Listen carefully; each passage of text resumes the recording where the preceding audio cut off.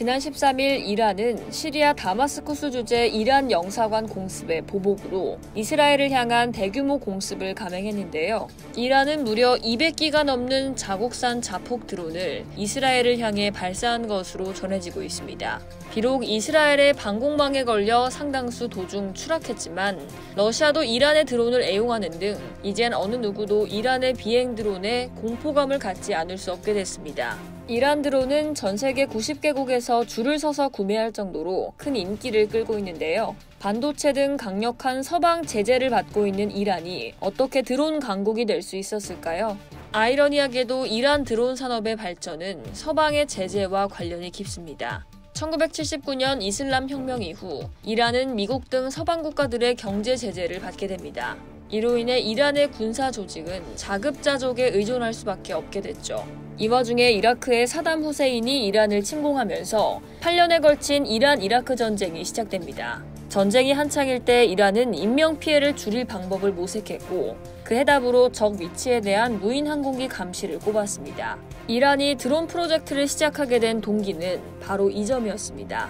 1985년에 이란 혁명수비대는 조직의 산하로 쿠주 항공산업을 설립했고 같은 해 말 이란 최초의 드론인 모하저-1을 개발했습니다. 모하저-1은 디자인이 단순했고 코에 단일 경사 카메라가 장착돼 있었는데 스틸 카메라로 추정됩니다. 이란은 전쟁 후반 이라크 보병 위치를 촬영하는 등 드론을 사용해 공격에 대비했습니다.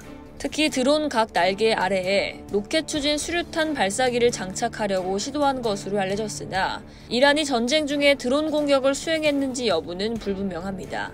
이러한 초기 무기는 지상 위치에서 드론 조작자의 시야에 의존했기 때문에 비효율적이고 부정확했을 가능성이 높습니다.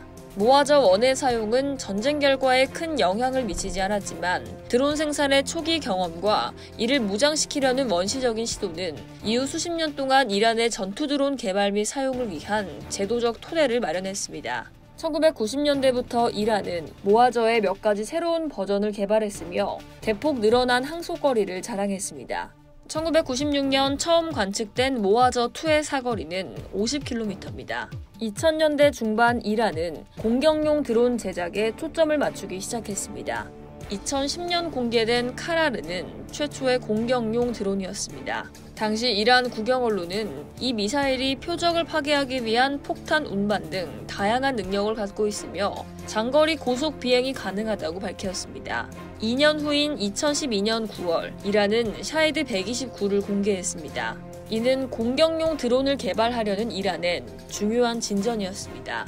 이 드론은 이란이 핵 개발을 은폐하기 위해 수백 개의 땅굴을 파기 시작하자 이를 지도화하는 작업을 위해 이란 상공을 비행한 미국의 RQ-170 드론을 역설계해서 개발된 것으로 알려졌습니다. 당시 미국은 RQ-170이 오작동으로 이란 사막에 착륙했다고 주장했고 이란은 드론을 해킹해 강제로 착륙시켰다고 주장했습니다.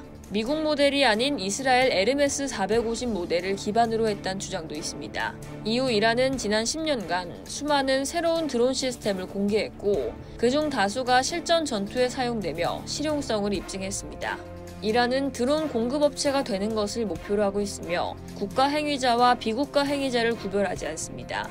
실제로 지난해 3월 미국 경제매체 포브스는 이란 정보부 고위 관리자의 말을 인용해 전 세계 90여 개국에서 이란 드론을 구매하기 위해 줄을 서고 있다고 보도하기도 했습니다.